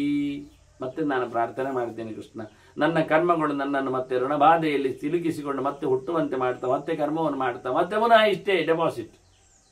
ಹುಟ್ಟಿದ ಅಂದ್ರೆ ಕೆಲಸ ಮಾಡ್ತಾನೆ, ಕೆಲಸ ಮಾಡಿದ ಅಂದ್ರೆ ಮತ್ತೆ ಬಾಕಿ ಆಗ್ತದೆ, ಬಾಕಿ ಆಯ್ತದೆ ಮತ್ತೆ ತಿನ್ಲಿಕ್ಕೆ ಬರಬೇಕು. ಲಿಂಕ್ ಅದು ಒಂದಕ್ಕೊಂದು, ಹಾಗೆ ಪರ್ಯಾಯ ಮುಗಿಯುವುದೇ ಇಲ್ಲ. ಒಂದು ಸರ್ತಿ ಮಾಡಿದ್ದಕ್ಕೆ ಇನ್ನೊಂದು ಸರ್ತಿ. ಈ ಹುಲಿ ಉಂಟು, ಅದಕ್ಕೆ ಕೆಲವೊಮ್ಮೆ ಗಾಯ ಆಗ್ತದೆ. ಗಾಯ ಆದರೆ ಅದನ್ನು ಸರಿ ಮಾಡೋದು ಹೇಗೆ ಹುಲಿ ಕೇಳಿದರೆ, ಇನ್ನೊಂದು ಕಡೆ ತನ್ನ ಚರ್ಮವನ್ನು ಕಿತ್ತು ಅದಕ್ಕೆ ಇಡುದು ಗಾಯಕ್ಕೆ, ಅದು ಸಮ ಆಗ್ತದೆ. ಅವರವರದ್ದೇ ಮೈಯಿಂದ ಚರ್ಮ ಕಸಿ ಮಾಡಿದರೆ ಗಾಯ ಒಣಗ್ತದೆ ಅಂತ ಕ್ರಮ. ಇದು ಇವತ್ತಿನ ವಿಜ್ಞಾನಿಗಳಿಗೆ ಗೊತ್ತಿರುವಂಥದ್ದು. ಅದು ಯಾವತ್ತೂ ಹುಲಿ ಮಾಡ್ತಾ ಇತ್ತು. ಅದು ಎಲ್ಲಿಯೋ ಒಂದು ಗಾಯ ಆದ ಜಾಗಕ್ಕೆ ತನ್ನ ಒಳ್ಳೆ ಪ್ಲೇಸಿನಿಂದ ತೆಗೆದು ಚರ್ಮವನ್ನು ಪರಚಿ ತೆಗೆದು ಪಂಜದಿಂದ ತೆಗೆದು ಅಂಟಿಸಿ ಬಿಡ್ತದೆ. ಅದಕ್ಕೆ ಹೊಲಿಗೆ ಗಿಲಿಗೆಲ್ಲ ಹಾಕ್ಲಿಕ್ಕಿಲ್ಲ, ಅಂಟಿಸೋದು ನ್ಯಾಚುರಲ್ ಹಿಡಿದುಕೊಳ್ತದೆ. ಅದು ಕೂಡಲೇ ಮಾಡ್ತದೆ, ತಡ ಮಾಡುವುದಿಲ್ಲ. ಗಾಯ ಆದ ಜಾಗದಲ್ಲಿ ಆ ಹೊತ್ತಿನಲ್ಲೇ ಇನ್ನೊಂದು ಕಡೆಯಿಂದ ಅದಕ್ಕೆಲ್ಲ ಮೆಷರ್ಮೆಂಟ್ ಎಲ್ಲ ಕೀಳಲಿಕ್ಕೆಲ್ಲ ನೆನಪಾಗಬೇಕು ಅಂತಿಲ್ಲ. ಅದು ತೆಗೆದಾಗ ಲೆಕ್ಕಾಚಾರದಲ್ಲಿ ತೆಗೆಯುವುದು ಎಷ್ಟು ದೊಡ್ಡದು ಬೀಳ್ತದೆ ಹೇಗೆ ಇರ್ತದೆ ಅಂತ. ಆದ್ರೆ ಅಲ್ಲಿ ಗಾಯ ಆಯ್ತಲ್ಲ ಮತ್ತೆ ಪರಿಚಯ ತೆಗೆದಲ್ಲಿ, ಹೌದು ಅದಕ್ಕೆ ಇನ್ನೊಂದು ಕಡೆಯಿಂದ ಇರ್ತದೆ. ಹೀಗೆ ಮೈ ತುಂಬ ಗಾಯ ಮಾಡಿಕೊಂಡು ಕೆಲವು ದಿವಸದಲ್ಲಿ ಸಾಯ್ತದೆ. ಅದು ಹಣೆ ಬರ.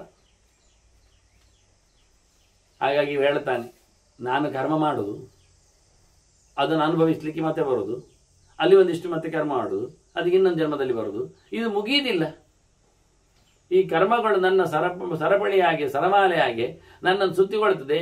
ಮಾಡುವುದನ್ನು ಬಿಡ್ಲಿಕ್ಕೆ ಹೋಗಿ ಬಿಡುವುದನ್ನು ಮಾಡಬೇಕಾಗ್ತದೆ, ಮತ್ತೊಂದಿಷ್ಟು ಹೆಚ್ಚಿಗೆ ಸೇರ್ತದೆ, ಪುಡಾಯಿ ಗಟ್ಟಲೆ ಆಗ್ತದೆ. ಕೊನೆಗೆ ದಮ್ಮಯ್ಯ ದೇವರೇ ಅಂತಾನೆ, ಋಣಮ್ಮೇನ ಭವೇದಿತಿ ತಸ್ಮಾತ್ ಕರ್ಮಾಣಿ ಬ್ರವೀಮಿ. ನಿನ್ನ ಹತ್ರ ಹೇಳ್ತೇನೆ ನಾನು, ದಮ್ಮಯ್ಯ ನನಗೆ ಕರ್ಮಗಳು ಇನ್ನು ಋಣಬಾಧೆಗೆ ಬರಬಾರದು. ಬಂದದ್ದೆಲ್ಲ ಬಿಟ್ಟು ಹೋಗ್ಬೇಕು, ಬಾರದಂತೆ ಇರಬೇಕು, ಮಂದದ್ದು ಮುಗಿದೋಗ್ಬೇಕು, ಇನ್ನು ಆಗದಂತೆ ಆಗ್ಬೇಕು. ನೋಪದಿಷ್ಟೊಂದು ಮಾಂ ಸರ್ವೇ ವ್ಯಾಧಯ ಪೂರ್ವ ಸಂಚಿತ. ಹಿಂದೆ ಮಾಡಿದ ರಾಶಿ ಮಾಡಿದ ಗುಡ್ಡೆ ಎಲ್ಲ ರೋಗಗಳು ನನ್ನನ್ನು ಮುತ್ತಿಗೆ ಹಾಕಬಾರ್ದು. ಯಾಕೆ ಅದಕ್ಕೆ ನಾನೇನೋ ಒಂದು ಕರ್ಮ ಮಾಡೋದು.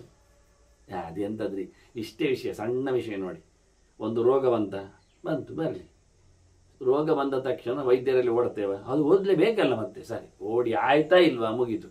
ಇನ್ನು ರೋಗಿ ವೈದ್ಯನ ಹತ್ತಿರದಲ್ಲಿ ಸಿಕ್ಕಿಬಿದ್ದ, ಕ್ಷೇಮ ಅಲ್ಲ ಸಿಕ್ಕಿಬಿದ್ದ, ವೈದ್ಯರು ಕೊಟ್ಟದ್ದೇ ತಿನ್ನಬೇಕು. ಅದು ಮಡಿಯ ಮೈಲಿಗೆಯ ಮಾತಾಡಲಿಕ್ಕಿಲ್ಲ. ವೈದ್ಯರು ಹೆಣ ಮುಟ್ಟಿ ಬಂದಿದ್ದಾರೆ ಇಲ್ವಾ ಎಲ್ಲ ಕೇಳಲಿಕ್ಕಿಲ್ಲ. ಆಸ್ಪತ್ರೆಯಲ್ಲಿ ಮುಟ್ಟಾದವಳಿದ್ಲ ಅದೆಲ್ಲ ಮಾತಾಡಬೇಡಿ ನೀವು, ಆಯ್ತಾ. ಈಗ ಕೊಟ್ಟದ್ದೇನಾಯಿತು, ಕೊಟ್ಟದ್ದವನ ಪ್ರಾರಬ್ಧಕ್ಕೆ 10-12 ದಿನ ಇಟ್ಟುಕೊಂಡು ತಿನ್ಲಿಕ್ಕೆ ಬಂತಾ ಇಲ್ವ ಮನೆಯಲ್ಲಿ, ಅದು ಹೇಳ್ತಾನೆ ವೈದ್ಯ, ನೀವು ಮೀನಿಲಿಕ್ಕಿಲ್ಲ ಅಂತಾನೆ. ಅಲ್ಲಿ ಒಂದು ಹೋಯಿತು ಸಾಧನೆ, ಸತ್ತಿತ್ತು. ಮತ್ತು ಇದು ಎಲ್ಲ ಬೆಳಿಗ್ಗೆ ಬೇಗ ಎದ್ದು ತಿನ್ನಬೇಕೆಲ್ಲ ಶುರು ಮಾಡ್ತಾನೆ, ಮದ್ದು ಮಾಯ ಎಲ್ಲ. ಅಲ್ಲಿಗೆ ಸಮಯ ಸತ್ತಿದ. ಮಧ್ಯರಾತ್ರಿಯಲ್ಲಿ ಎಲ್ಲ ಹೇಳಬೇಕು, ಮಾತ್ರೆಗಳು ತಗೊಳ್ಳಿಕೊಂಡು 3 ಗಂಟೆಗೆ ಒಂದೊಂದು ಮಾತ್ರೆ, ಅದು ಒಮ್ಮೆಲೆ ತಗೊಳ್ಳುವುದಲ್ಲ ಅಂತಾನೆ.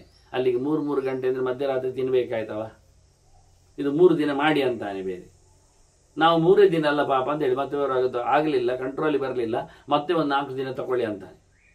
ಹೀಗೆ ನಮ್ಮದು ವಾರಗಟ್ಟಲ ಸಾಧನೆಗಳು 0 ಆಗ್ತವೆ, ಅಷ್ಟೇ ಅಲ್ಲ ವಿಪರೀತ ಆಗಿರ್ತದೆ.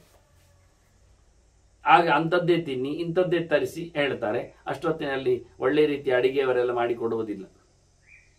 ಹಾಗಾಗಿ ಅಂಗಡಿದು ಧರಿಸ್ತಾನೆ, ಇನ್ಯಾರೋ ಮಾಡಿದ್ದು ತಿಂತಾನೆ. ಅಲ್ಲಿಗೆ ಒಂದು ಸರ್ತಿ ಏನು ಮಾಡಿಕೊಂಡಿದ್ದಾನೆ ಎಲ್ಲ ಅದೆಲ್ಲ ಕಳೆದೋಗ್ತದೆ ದೇಹದಲ್ಲಿ.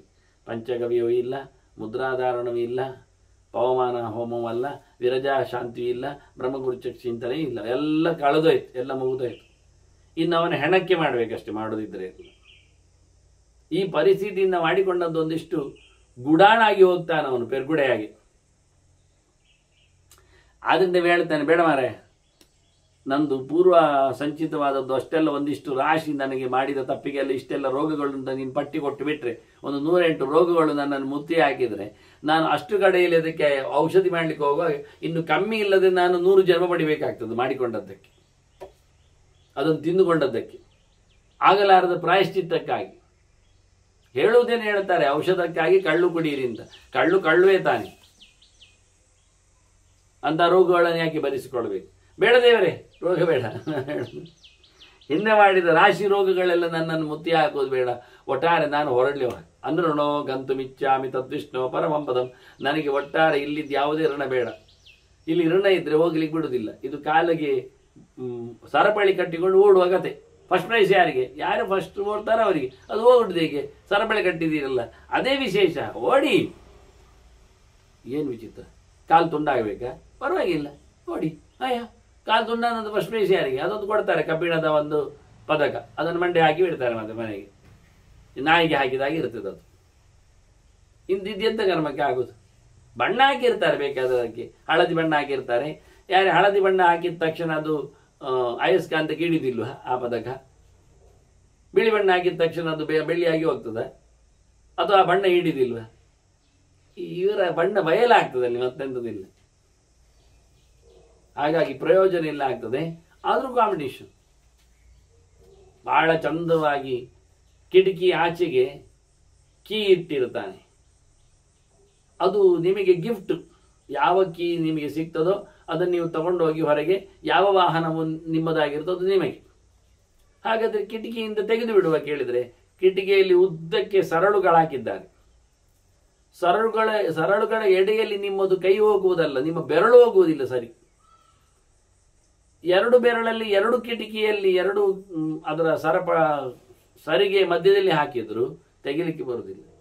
ಇಷ್ಟಾಗಿ ಸರಿಗೆಗಳು ಸುಮ್ಮನೆ ಕೂತ್ಕೊಳ್ಳುವುದಿಲ್ಲ. ಅಲ್ಲಿದ್ದದ್ದು ವಿಂಡೋಸಿನದ್ದು ದಳಿಗಳದ್ದು ಅದು ಗರಗಸದಾಗಿ ಹರಿತವಾಗಿ ಉಂಟು, ಅದು ಅಲ್ಲಾಡ್ತಾನೆ ಇದೆ. ಹಾಗಾಗಿ ನೀವು ಒಂದೊಮ್ಮೆ ಎರಡು ಬೆರಳಿನ ನಡುವೆ ಅದನ್ನಾಗಿ ಕೀಯನ್ನು ತೆಗಿತೇನೆ ಅಂತ ಹೊರಟರು ನಿಮ್ಮ ಕೈ ಹರಿತದೆ.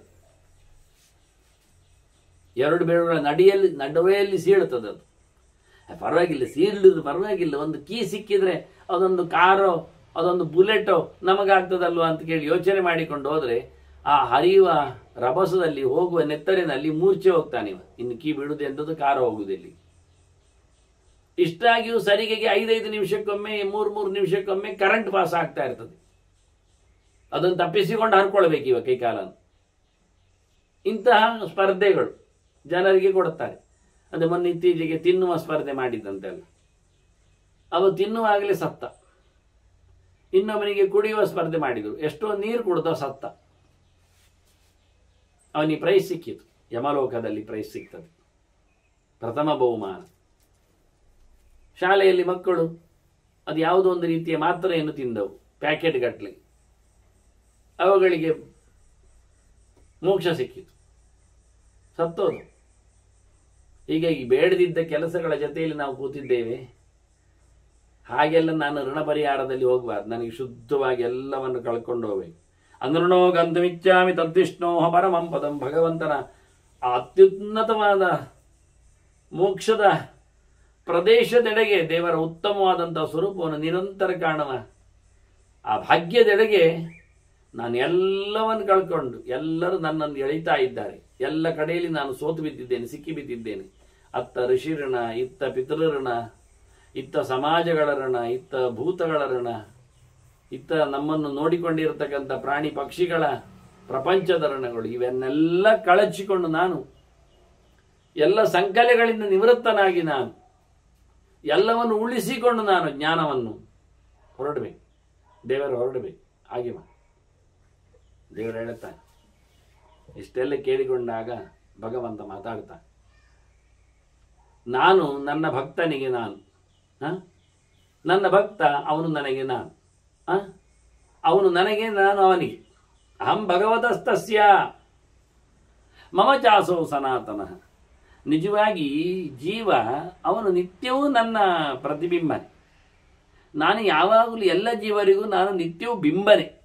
ಆದರೆ ಅವನು ನನ್ನನ್ನು ಮಾತಾಡಿಸಲಿಲ್ಲ, ಹಾಗಾಗಿ ನನ್ನನ್ನು ನೋಡ್ಲಿಕ್ಕೆ ಆಗಲಿಲ್ಲ ಅವನಿಗೆ. ಹೀಗಾಗಿ ನನ್ನೆಡೆಗೆ ಅವನು ಸಾಧನೆಯನ್ನು ನಡೆಸಿ ತೆರೆದುಕೊಂಡಿದ್ದರೆ ನಾನು ಅವನಿಗೆ ನಿತ್ಯ ಸಿಕ್ಕಿಬಿಡ್ತೇನಲ್ಲ. ಅವನು ನನ್ನವನೇ ಅಲ್ವಾ, ಅವನು ಪ್ರತಿಬಿಂಬ ಅಲ್ವಾ, ನಾನು ಬಿಂಬನಾಗಿದ್ದಲ್ಲ. ಹಾಗೆ ಕಾಣ್ಕೊಳ್ಳಿ, ಅವನು ಬರಲಿ. ತಸ್ಯಾಹನ್ನ ಪ್ರಣಶ್ಯಾಮಿ ಸಚಮೇನ ಪ್ರಣಶ್ಯತಿ. ಅವನು ನನಗಾಗಿ ಏನನ್ನೂ ಕೊಡಲು ಸಮರ್ಥನಿರ್ತಾನೆ. ನಾನು ಅವನಿಗೆ ಎಂಥದನ್ನು ಕೊಡಲಿಕ್ಕೆ ನಾನು ಇಷ್ಟಪಡ್ತೇನೆ.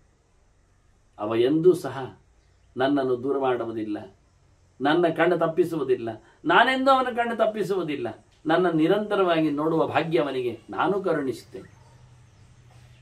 ಈ 5 ಇಂದ್ರಿಯಗಳು, ಕರ್ಮೇಂದ್ರಿಯಗಳು, ಜ್ಞಾನೇಂದ್ರಿಯಗಳು ಒಟ್ಟು ಸೇರಿಕೊಂಡಾಗ 10 ನಮ್ಮ ಕರಣಗಳು. ದಶೇಂದ್ರಿಯಾಣಿ ಮನಸ್ಸಿ ಅಹಂಕಾರೇ ತಥಾ ಮನಃ ಅಹಂಕಾರಂ ತಥಾ ಬುದ್ಧೋ ಬುದ್ಧಿಮಾತ್ಮನಿ ಯೋಚಯೇತ್. ಈ ಹೊರಗಿನ ಕರ್ಮೇಂದ್ರಿಯ ಜ್ಞಾನೇಂದ್ರಿಯಗಳನ್ನು ಬ್ಲಾಕ್ ಮಾಡಿ ಈ 10 ಇಂದ್ರಿಯಗಳನ್ನು ಮನಸ್ಸಿನಲ್ಲಿ ಮುದ್ದೆ ಮಾಡಿ ಹಾಕಿ, ಏನಿದ್ರು ಕಾಣುವುದು, ಕೇಳುವುದು, ನೋಡುವುದು, ಮುಟ್ಟುವುದು, ಮುಸಿಯುವುದು ಎಲ್ಲವೂ ಸಹ ಮನಸ್ಸಾರೆ, ಮನಸ್ಸು ಮಾತ್ರ, ಹೊರಗೆ ಬರುವುದಿಲ್ಲ ವ್ಯಾಪಾರಗಳು. ಆ ಮನಸ್ಸನ್ನು ನಿಶ್ಚಯ ಮಾಡಿರತಕ್ಕಂಥ ಬುದ್ಧಿಯಲ್ಲಿ ಅಹಂಕಾರದಲ್ಲಿ ಬಿಸಾಡಿ, ನಾನು ಎನ್ನುವ ಅವೇರ್ನೆಸ್ ಅಲ್ಲಿ ಅಹಂಕಾರವನ್ನು ಬುದ್ಧಿಯಲ್ಲಿ, ಮತ್ತೆ ಬುದ್ಧಿಯನ್ನು ಆತ್ಮತತ್ವದಲ್ಲಿ, ಆತ್ಮ ಇಲ್ಲಿ ಜೀವಾಭಿಮಾನಿಯಾಗಿರತಕ್ಕಂಥ ಚತುರ್ಮುಖ ಅವನು ಅರ್ಥ ಆಗ್ತದೆ. ಬುದ್ಧಿ ಸರಸ್ವತಿ ಇದ್ದ. ಹೀಗಾಗಿ ಜೀವನಲ್ಲಿ ಯೋಜನೆಗೊಳಿಸಿದ ನಂತರ ಯದ ಬುದ್ಧೀಂದ್ರಿಯಾಣಿ ಯದ ಬುದ್ಧೀಂದ್ರಿಯ ಪಶ್ಯೇತ್ ಬುದ್ಧ್ಯಾ ಬುದ್ಧ್ವಾ ಪರಾತ್ ಪರಂ ಬುದ್ಧ್ವಾ ಬುದ್ಧೇತ್ ಪರಾತ್ ಪರಂ. ಬುದ್ಧಿಯಿಂದ ಎಲ್ಲಕ್ಕಿಂತ ಮಿಗಿಲಾದ ಭಗವಂತನನ್ನು, ಪರಾತ್ಪರನನ್ನು ಉತ್ತಮರಾಗಿರತಕ್ಕಂಥ ಬ್ರಹ್ಮರುದ್ರಾದಿಗಳಿಂದಲೂ ಮಹಾಲಕ್ಷ್ಮಿಯಿಂದಲೂ ಪರಮೋಚ್ಚನಾದ ಭಗವಂತನನ್ನು ಹೊರಗಿನ ಇಂದ್ರಿಯಗಳನ್ನು ಒಳಗಿನ ಮನಸ್ಸನ್ನು ಕಂಟ್ರೋಲ್ ಮಾಡಿಕೊಂಡು ಭಗವಂತನೆಡೆಗೆ ಸಾಧಿಸುವೆ. ನೋಡವೆ, ನನಗೆ ನನ್ನವನು ಅಂತೇಳಿ ತನ್ನನ್ನು ಸಮರ್ಪಿಸಿಕೊಂಡವನಿಗೆ ನಾನು ಪೂರ್ಣವಾದ ಅನುಗ್ರಹ ಮಾಡುತ್ತೇನೆ ಅಂತಾನೆ ದೇವರು. ಮಮಾಯಂ ಇತಿ ಯಸ್ಯಾಹಂ ಏನ ಸರ್ವಮಿದಂ ತತಃ. ನನಗೆ ಯಾರು ಎಲ್ಲ ನಾನು ಅಂತ ಮಾಡಿಕೊಂಡಿದ್ದಾನೆ ಅವನಿಗೆ ನಾನು ಎಲ್ಲೆಡೆ ತುಂಬಿದ್ದನ್ನು ತೋರಿಸಿಕೊಡುತ್ತೇನೆ. ಎಲ್ಲವೂ ನನ್ನಿಂದ ವ್ಯಾಪಿಸಲ್ಪಟ್ಟಿದೆ. ಅವನು ನನ್ನನ್ನು ತಿಳ್ಕೊಳ್ಬೇಕಷ್ಟೆ. ನಾನು ಎಲ್ಲರನ್ನು ಮುಟ್ಟಿಕೊಂಡಿದ್ದೇನೆ, ಎಲ್ಲರನ್ನೂ ಅಪ್ಪಿಕೊಂಡಿದ್ದೇನೆ, ಎಲ್ಲರನ್ನೂ ನಾನು ಹೊತ್ತುಕೊಂಡಿದ್ದೇನೆ. ಆದರೆ ಅವನು ದೇವರು ಹೊತ್ತಿದ್ದಾನೆ ಎನ್ನುವುದನ್ನು ಆಗಿಸಿಕೊಂಡು ನಾನು ದೇವರಿಗೆ ಸಮರ್ಪಿತನಾಗಿದ್ದೇನೆ ಅಂತ ಹೇಳಿಕೊಳ್ಬೇಕಲ್ಲ. ಅಂತಹ ಅನುಭವವನ್ನು ಪಡಿಬೇಕಲ್ಲ ಅವನು. ಅದಕ್ಕೆ ಎಚ್ಚರ ಆಗಬೇಕಲ್ಲ. ಅದಕ್ಕೆ ಸರಿಯಾದ ಸಾಧನೆಯನ್ನು ನಡೆಸಬೇಕಲ್ಲ. ಅದಕ್ಕೆ ಮೊದಲು ಜ್ಞಾನ ಸಂಪಾದನೆ ಮಾಡಿರಬೇಕಲ್ಲ. ಅದಕ್ಕೆ ಹೊರಡಿರಬೇಕಲ್ಲ ಅವನು. ಇಷ್ಟೆಲ್ಲ ಅವನ ಪ್ರಯತ್ನದಿಂದ ನನ್ನ ಎತ್ತರತನ, ಸರ್ವಗತತ್ವ, ಸರ್ವಕರ್ತೃತ್ವ ಅರ್ಥ ಆಗ್ತದೆ. ಆತ್ಮನ ಸಂಯೋಜ್ಯ ಏತೈ ಆತ್ಮ ಹಿ ಅನುಸ್ಮರೇತ್. ಈ ಇಂದ್ರಿಯಗಳಿಂದಲೇ ತನ್ನನ್ನು ತಾನು ಬಹಳ ಚೆನ್ನಾಗಿ ಒಳಗಿಂದ ಒಳಗೆ ಹೋಗಿಕೊಂಡು ಭಗವಂತನನ್ನು ಸಂಪರ್ಕಿಸಬೇಕು. ಹೊರಗಿನಿಂದ ಸಂಪರ್ಕಿಸಿದ್ದನ್ನು ಮತ್ತೆ ಒಳಗೆ ಮನಸ್ಸಿಕೊಟ್ಟು ಮನಸ್ಸು ಜೀವನಿಗೆ ಹೇಳಿಕೊಂಡು ಜೀವ ದೇವರೆಡೆಗೆ ಸಾಗುವ ಹಾಗೆ ಪ್ರಯತ್ನದ ಕಥೆ ಆಗಿ. ಇದು ದೇಹ ಬೇಕು ಪ್ರಯತ್ನಕ್ಕೆ, ದೇಹದಲ್ಲಿ ಇಂದ್ರಿಯಗಳು ಬೇಕು ಪ್ರಯತ್ನಕ್ಕೆ, ಇಂದ್ರಿಯಗಳಲ್ಲಿ ಅಂತಃಕರಣ ಮನಸ್ಸು ಬೇಕು ಪ್ರಯತ್ನಕ್ಕೆ, ಜೀವನೂ ಬೇಕು. ಯಾಕೆ? ದೇವರನ್ನು ಪಡೆಯುವಲ್ಲಿ. ಜೀವನಿಗೆ ಹೊರಗಿನ ಈ ಇಂದ್ರಿಯಗಳಿಂದ, ಸಲಕರಣೆಗಳಿಂದ, ಮನಸ್ಸು ದೇಹಗಳಿಂದ ಆತ ನಿರಂತರವಾಗಿ ದೇವರ ಎಚ್ಚರವನ್ನು ಸಾಧಿಸ್ತಾ ಇರಬೇಕು. ಯೋ ಬುದ್ಧೇ ತಥೋ ಬುದ್ಧೇಹೇ ಪರಂ ಬುದ್ಧ್ವಾ ಲಭತೆ ನ ಪುನರ್ಭವ. ಅವ ಯಾವಾಗ ತನ್ನ ಧೀಶಕ್ತಿಯಿಂದ, ಜ್ಞಾನ ನಿಕ್ಷಯದಿಂದ ಅತ್ಯಂತ ಎತ್ತರಾಗಿರತಕ್ಕಂಥ ಭಗವತ್ ತತ್ವವನ್ನು ಅನುಸಂಧಾನ ಮಾಡ್ತಾನೆ, ಮತ್ತೆ ಅವನು ಹುಟ್ಟಿ ಬರುವುದಿಲ್ಲ. ಮತ್ತೆ ಹುಟ್ಟಿನ ಬೀಜ ಅವನಲ್ಲಿ ಉಳಿಯುವುದಿಲ್ಲ. ಜ್ಞಾನಾಗ್ನಿ ದತ್ತಕರ್ಮಾಣಂ ಹೇಳಿಕೊಂಡ ಹಾಗೆ, ಜ್ಞಾನಾಗ್ನಿ ಸರ್ವಕರ್ಮಾಣಿ ಭಸ್ಮಸಾತ್ ಕುರುದೆ ಅರ್ಜುನ ಹೇಳಿದ ಹಾಗೆ, ಎಲ್ಲ ಕರ್ಮಗಳು ಅಳಿಸಿ ಹೋಗುವುದು ಯಾವಾಗ? ಸುಟ್ಟೋಗುವುದು ಎಂದು ಜ್ಞಾನದ ಬೆಂಕಿಯಲ್ಲಿ. ಆಗ ಅರಿವು ಬಂದಾಗ ಇತರ ಕರ್ಮಗಳು ಸುಟ್ಟೋಗಿ ಬಿಟ್ಟರೆ ಅವನಿಗೆ ಯಾವುದೇ ವ್ಯಾಧಿಗಳಾಗಲಿ, ದೇಹಗಳಾಗಲಿ, ಜನ್ಮಗಳಾಗಲಿ ಬರುವುದಿಲ್ಲ. ಅಂದಾಗ ಅವನು ಕ್ಲಿಯರ್ ಆಗ್ತಾನೆ, ಹೋಗ್ಲಿಕ್ಕೆ ಬರ್ತದೆ. ಹಾಗೆ ಬಹಳ ಎಚ್ಚರದಿಂದ, ಜ್ಞಾನದಿಂದ, ಬುದ್ಧಿಯಿಂದ ಭಗವಂತನ ಸರ್ವೋತ್ತಮತ್ವವನ್ನು ಯೋಚನೆ ಮಾಡಿಕೊಂಡ್ರೆ ಅವನು ಮತ್ತೆ ಹುಟ್ಟುವುದಿಲ್ಲ. ಮರಣೆ ಸಮನ ಪ್ರಾಪ್ತೆ ಯಶ್ಚೈವಂ ಮಾಮನುಸ್ಮರೇತ್ ಅಪಿ ಪಾಪ ಸಮಾಚಾರ ಸಯಾತಿ ಪರಮಾಂಗದಿಂ. ಅವ ಕೆಟ್ಟ ಕೆಟ್ಟ ಕೆಲಸ ಮಾಡ್ತಾನೆ ಇರಲಿ, ಸಾಯುವ ಸ್ಥಿತಿಗೆ ಬಂದಾಗ ನನ್ನನ್ನು ಬಹಳ ಚೆನ್ನಾಗಿ ಒಪ್ಪಿಕೊಂಡು ಚಿಂತನೆ ಮಾಡ್ತಾ ಇದ್ರೆ ಅವನು ಒಳ್ಳೆಯವನಂತಲೇ ಅರ್ಥ, ಒಳ್ಳೆಯ ಗತಿಯನ್ನು ಪಡಿತಾನೆ. ಯಾವುದೋ ಸನ್ನಿವೇಶಕ್ಕೆ ಒಳಬಿದ್ದು ಯಾವುದೋ ಶಾಪಗ್ರಸ್ತನಾಗಿ ಏನೋ ಮಾಡಿದ್ದರೆ ಸಹಜವಾಗಿ ಸ್ವಭಾವತಃ ಅವನು ಭಗವಂತನ ಪ್ರಿಯನಾಗಿ ಕೂತರೆ ಅವನು ಮಾಡುವ ಸಾಧನೆಯಲ್ಲಿ ಭಗವಂತ ಅವನಿಗೆ ನಿಲ್ಲುತ್ತಾನೆ, ಸಿಗುತ್ತಾನೆ ಅಂತ ಹೇಳಿಕೊಂಡು ಕೆಟ್ಟದನ್ನು ಮಾಡಬೇಕು. ದೇವರು ಹೇಳಿದಲ್ಲ, ಕೆಟ್ಟದನ್ನು ಮಾಡ್ತಾ ಇದ್ರೆ ಕೆಟ್ಟದೇ ಮಾಡ್ತಾನವನು. ಬೈ ಚಾನ್ಸ್ ಎಲ್ಲಿಯೋ ಮಾಡಿದವನು ಮರಣೆಯ ಸಮನುಪ್ರಾಪ್ತೆ ಎಷ್ಟೈವಂ ಮಾಂ ಅನುಸ್ಮರೇತ್. ಹೀಗೆ ನನ್ನನ್ನು ಸಾಯುವ ಹೊತ್ತಿನಲ್ಲಿ ಬಹಳ ಚೆನ್ನಾಗಿ ಗಟ್ಟಿಯಾಗಿ ಚಿಂತನೆ ಮಾಡ್ತಾ ಇದ್ದಾರೆ. ಹಿಂದಿನದ್ದನ್ನು ಲೆಕ್ಕ ಮಾಡುವುದಿಲ್ಲ ದೇವರು. ಅದೆಲ್ಲ ಕರಗಿ ಹೋಗ್ತದೆ, ಅಳಿಸಿ ಹೋಗ್ತದೆ, ಸುಟ್ಟು ಹೋಗ್ತದೆ, ಬಿದ್ದು ಹೋಗ್ತದೆ, ಬಿಟ್ಟು ಹೋಗ್ತದೆ. ಅವನ ಅತ್ಯಂತ ಎತ್ತರದ ಗತಿಯನ್ನು ಇದೆಲ್ಲ ಕೃಷ್ಣ ಕೆಲವು ಮಾತುಗಳನ್ನು ಗೀತೆಯಲ್ಲಿ ಹೇಳಿದ್ದಾನೆ. ಇಲ್ಲಿ ಮತ್ತೆ ನಾರದರಿಗೆ ಅವನು ಹಳೇ ಚಿಂತನೆಯಲ್ಲಿ ಕೊಟ್ಟದ್ದನ್ನು ಇಲ್ಲಿ ನೆನಪಿಸ್ತಾನೆ ಭೀಷ್ಮ. ನಮೋ ಭಗವತೆ ತಸ್ಮೈ ಏಕನಿಷ್ಠಾಯ ನಮೋ ಭಗವತೆ ತಸ್ಮೈ ದೇಹಿನಾಂ ಪರಮಾತ್ಮನೆ ನಾರಾಯಣಾಯ ಭಕ್ತಾನಾಂ ಏಕನಿಷ್ಠಾಯ ಶಾಶ್ವತೆ. ಬಹಳ ಅದ್ದೂರಿಯಾದ ಭಗವಂತನ ನಮನದ ಚಿಂತನೆಯ ಮಂತ್ರ ಇಲ್ಲಿಯ ಪ್ರಕರಣದಲ್ಲಿ ಕೊನೆಯದಾಗಿ ಬರುವಂಥದ್ದು. ನಮೋ ಭಗವತೆ ತಸ್ಮೈ, ಇದು ಮಾಮೂಲಿ. ಮತ್ತೆ ದೇಹಿನಾಂ ಪರಮಾತ್ಮನೆ, ಜೀವಿಗಳಿಗೆ, ದೇಹ ಹೊತ್ತವರು ದೇಹಿಗಳು, ಜೀವಿಗಳಿಗೆ ಅತ್ಯಂತ ಎತ್ತರದ ಅಂತರ್ಯಾಮಿಯಾದ ಆತ್ಮ ಭಗವಂತ, ಅವನಿಗೆ ನಮಸ್ಕಾರ.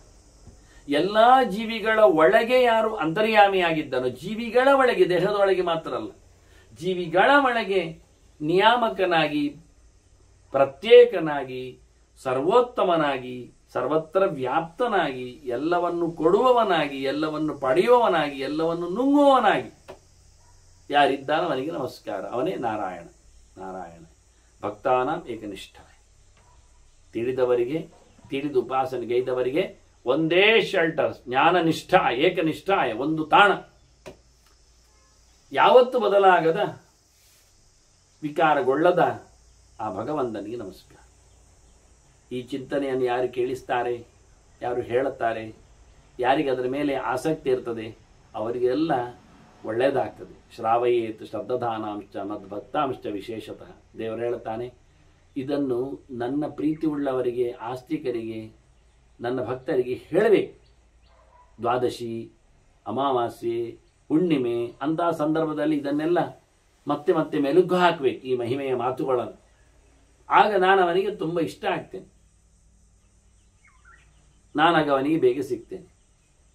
ನಾನೇ ಎಲ್ಲ ಮಾಡ್ತೇನೆ ಅಂತ ತಿಳ್ಕೊಂಡು ಯಾರು ಇದನ್ನೆಲ್ಲ ನಡೆಸಿಕೊಡ್ತಾನೆ, ಯದ್ಯಹಂಕಾರಮಾಶ್ರಿತ್ಯ ಯಜ್ಞದಾನ ತಪಕ್ರಿಯಾ, ನನ್ನ ಸೇವೆ, ವಿಷಯಗಳ ತ್ಯಾಗ, ಸರ್ವ ಸಮರ್ಪಣೆ, ಚಿಂತನೆ ಎಲ್ಲ ನಾನು ಮಾಡಿದ್ದೇನೆ ಅಂತ ತಿಳ್ಕೊಂಡು ನಡೆಸಿಕೊಡ್ತಾನೆ, ಅವನು ನಿಜವಾಗಿಯೂ ಕುರುವಂತ ಫಲಮಾಪ್ನೋತಿ ಪುನರಾವರ್ತನನ್ನತು, ಅವನು ಮತ್ತೆ ಹುಟ್ಟಿ ಬರುವುದಿಲ್ಲ.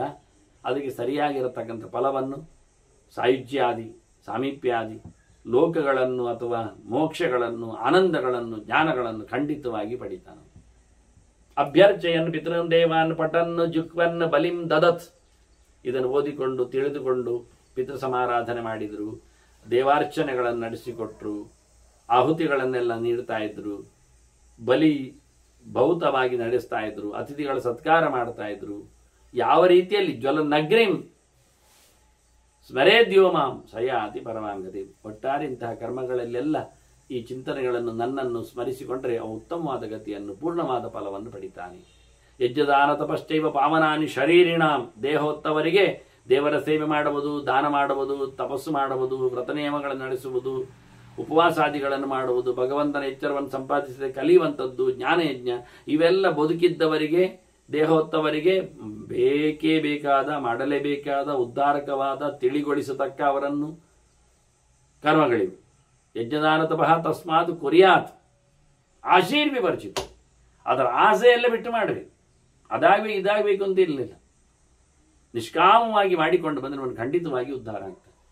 ನಮ ಇತ್ಯೇವ ಯೋ ಬ್ರೂಯಾತ್ ಮದ್ಭಕ್ತಃ ಶ್ರದ್ಧಯಾನ್ವಿತಃ ತಸ್ಯ ಅಕ್ಷಯಃ ಭವೇತ್ ಲೋಕಃ. ಶ್ವಪಾಕಸ್ಯ ಅಪಿ ನಾರದ.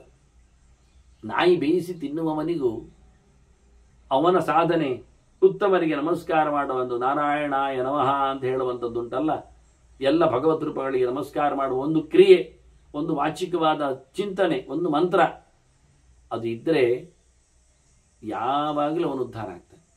ಅವನಿಗೆ ಅಕ್ಷಯವಾದ ಲೋಕ ಸಿಗ್ತದೆ, ಮೋಕ್ಷ. ಕಿಂ ಪುನಃ ಯೇ ಯಜಂತೆ ಮಾಂ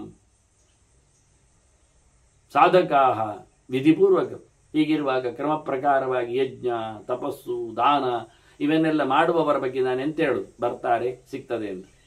ಚಂಡಾಲನಿಗೂ ನಾನು ಮೋಕ್ಷ ಕೊಡುತ್ತೇನೆ ನಮಃ ಹೇಳಿದ್ರೆ ಸಾಕಾಗ್ತದೆ ಹೇಳಿದವನಿಗೆ ನಾನು ತ್ಯಾಗಪೂರ್ವಕ ದೇವರ ನಮಸ್ಕಾರವನ್ನು ನಡೆಸಿಕೊಡುವವನಿಗೆ ನನ್ನ ಭಕ್ತನೂ ಆಗಿಬಿಟ್ರೆ, ದೀಕ್ಷಿತನಾದರೆ ಉದ್ಧಾರನಾಗ್ತಾನೆಂದಾಗ ಕ್ರಮಬದ್ಧವಾಗಿ ನಡೆಸಿಕೊಡುವವರ ಬಗ್ಗೆ ಮಾತೇನು. ಶ್ರದ್ಧಾವಂತ ಯಥಾತ್ಮನಃ ತೇಮಾಂ ಯಾಂತಿ ಮದಾಶ್ರಿತ.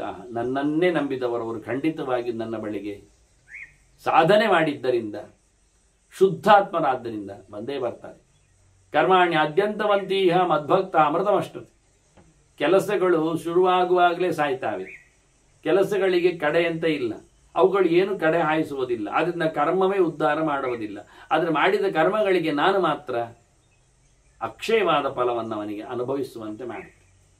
ಜಡವಾದ ಕರ್ಮಕ್ಕೆ ಏನೂ ಇಲ್ಲ ಕೊಡುವಂತಹ ಕತೆ. ಆದರೂ ಆ ಕರ್ಮದ ಆರಾಧ್ಯನಾದ ನಾನು ಮುಗಿದೋದ್ರೂ ಸಹ ಅದಕ್ಕೆ ಬೇಕಾದಂತಹ ಅಶಾಶ್ವತವಾದ ಕರ್ಮಗಳಿಗೂ ಶಾಶ್ವತವಾದ ಫಲವನ್ನು ಕೊಡುತ್ತೆ. ಮಾಮೇವ ತಸ್ಮಾದ ದೇವರ್ಷೇ ಧ್ಯಾಹಿ ನಿತ್ಯಂ ಅತಂತ್ರಿತ. ಒಟ್ಟು ಬಿಡಬೇಕಾದ ಸಂಗತಿಯನ್ನು ಕೇಳಿದರೆ ಸೋಮಾರಿತನ. ನಿತ್ಯ ನನ್ನ ನೆನಪು ಮಾಡಿಕೊ, ಕೃಷ್ಣ ಕೃಷ್ಣ ಕೃಷ್ಣ ಹೇಳುತ್ತಾ ಇರು, ನಾರಾಯಣನ ಚಿಂತನೆ ಆಗಲಿ. ವಾಸುದೇವನನ್ನು ಕೈ, ಖಂಡಿತವಾಗಿ ಉದ್ಧಾರ ಆಗ್ತದೆ. ಸೋಮಾರಿತನ ಬಿಟ್ಟರೆ ಖಂಡಿತವಾಗಿ ಅಂಥವರು ದೇವರನ್ನು ಕರೆದರೆ ಅವಾಪ್ಸ್ಯಸಿ ತತಃ ಸಿದ್ಧಿಂ ದ್ರಕ್ಷಸ್ಯೇವ ಪದಮಮ. ನನ್ನ ತಾಣ, ನನ್ನ ರೂಪ ನೀನು ಖಂಡಿತವಾಗಿ ನೋಡ್ತಿ, ಪಡಿತಿ, ಖಂಡಿತ ನಿನಗೆ ಸಿದ್ಧಿ ಆಗ್ತದೆ. ಹಾಗೆ ಮಾಡಿ, ಹಾಗೇ ಆಗುತ್ತೆ. ಯಾಕೆಂದ್ರೆ ಇದೆಲ್ಲ ತಿಳಿಸಿಕೊಡುವುದುಂಟಲ್ಲ ಜನರಿಗೆ, ಅದು ಇಡೀ ಲೋಕ ದಾನ ಮಾಡಿದಾಗೆ. ಜ್ಞಾನ ದಾನ ಅಂದರೆ ಕಮ್ಮಿ ಅಲ್ಲ, ಪೃಥ್ವಿ ದಾನ ಮಾಡಿದಾಗ ಆಗ್ತದೆ. ಇಡೀ ಅಖಂಡವಾದ ಭೂಮಿಯನ್ನು ಯಾರಿಗಾದರೂ ಎತ್ತಿ ದಾನ ಮಾಡಿದರೆ ಎಷ್ಟು ಫಲ ಬರ್ತದೆ, ಅದಕ್ಕಿಂತ ಜಾಸ್ತಿ ಫಲ ಜ್ಞಾನದಾನ ಮಾಡಿದರೆ ಬರ್ತದೆ. ಜನರಿಗೆ ತಿಳಿಸಿಬಿಡು.